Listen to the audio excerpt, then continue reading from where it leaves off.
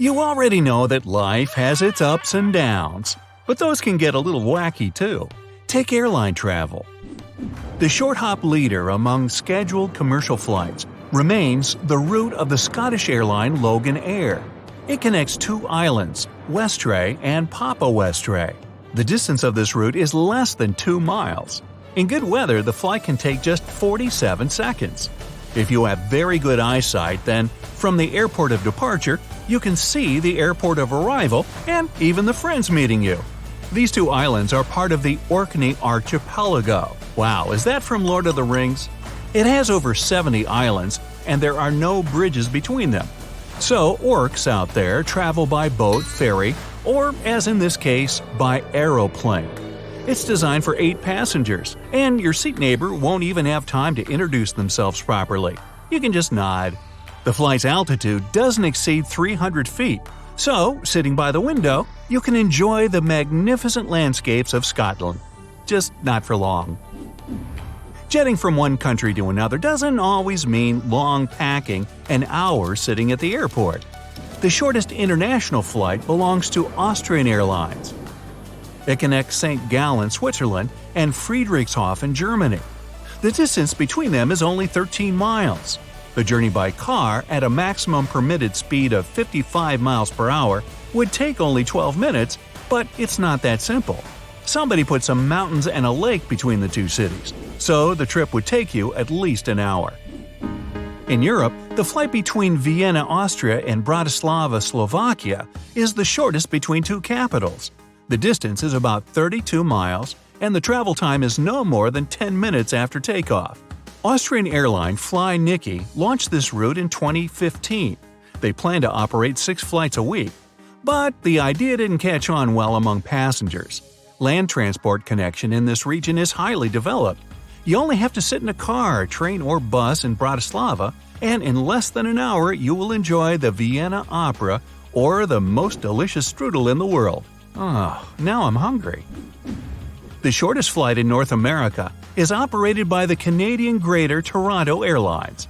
It connects 2 cities in Ontario, Toronto and Niagara Falls. Bring your own barrel, in case you want to ride the falls. Anyway, the distance is 35 miles and travel time is 12 minutes. Yeah, sure, you can go by car, but the distance will be doubled and the travel time will be at least 1.5 hours or even longer because of the traffic. The shortest beach flight belongs to the Cayman Islands, which are the British overseas territories in the Caribbean Sea. Millions of tourists from all over the world relax on the white beaches and enjoy the exotic nature of these islands.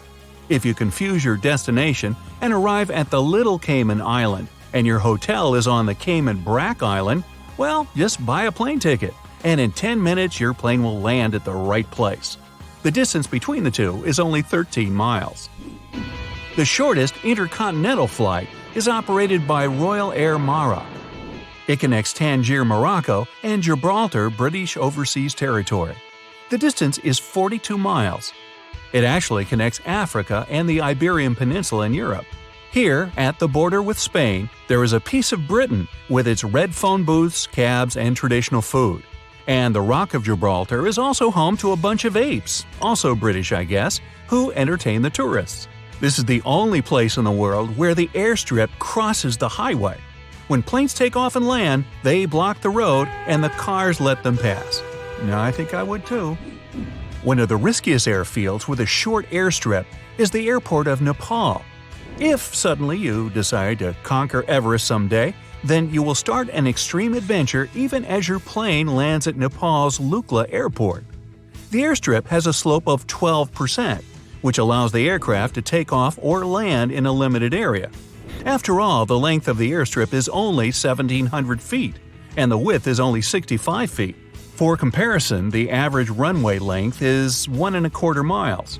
But that's not all. The airport is 1.8 miles above sea level, with a mountain on one side and a gorge on the other, and the end of the airstrip almost bears against the chasm. At this altitude, the weather constantly changes, so flights are often delayed or just canceled. There is no artificial lighting on the airstrip. There is no radar equipment there either. Pilots carry out all maneuvers manually. Planes have to land at first try because there's simply no space to turn around and try again. Flights are operated mostly early in the morning, when the calmest weather conditions, no mist, wind, or clouds. Even the craziest ride in Disneyland would not beat the landing at Lukla Airport. How about the shortest distance between a plane and your head? Let's move to the island of St. Martin and the main airport of the Caribbean islands. If you're sunbathing on Maho Beach, get ready to dock. Huge airliners will fly over your head at a distance of only 50 feet. Hey, they're trying to land. The island is quite small, and so is the airstrip. It ends with water on both sides.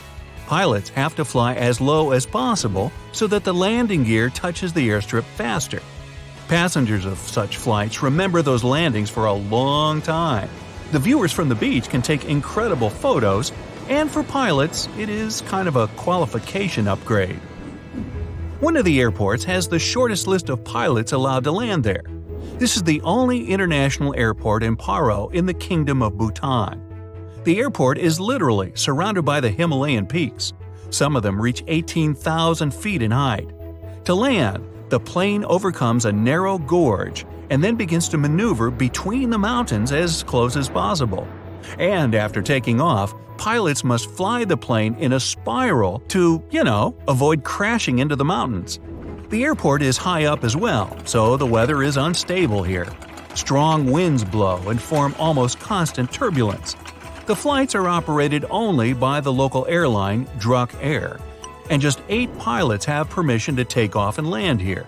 This airport is the most dangerous in the world. Hey, sign me up!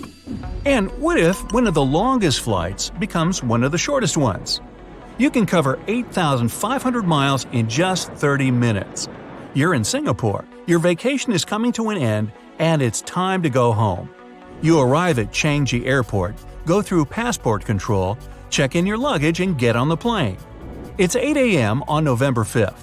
The flight is going great. You land in San Francisco, look at your watch, and it shows 8:30 on November 5. Fiction? Not at all. Thanks to the 15 hours difference between Singapore and San Francisco, the incredible becomes possible. Now, as far as the longest flights go, until recently, the record among regular flights was the Singapore to New York one, with a distance of about 9,500 miles. Estimated travel time, 17 hours 50 minutes. Just imagine, during this time, you will be able to watch 7 movies of the Harry Potter saga. Add to it your way home from the New York airport, and it's the 8th movie to boot. However, on March 14, 2020, this record was broken by the French airline Air Tahiti Nui. The flight distance was about 9,800 miles. During the flight, it was supposed to depart from Papeete, Tahiti, and arrive in Paris.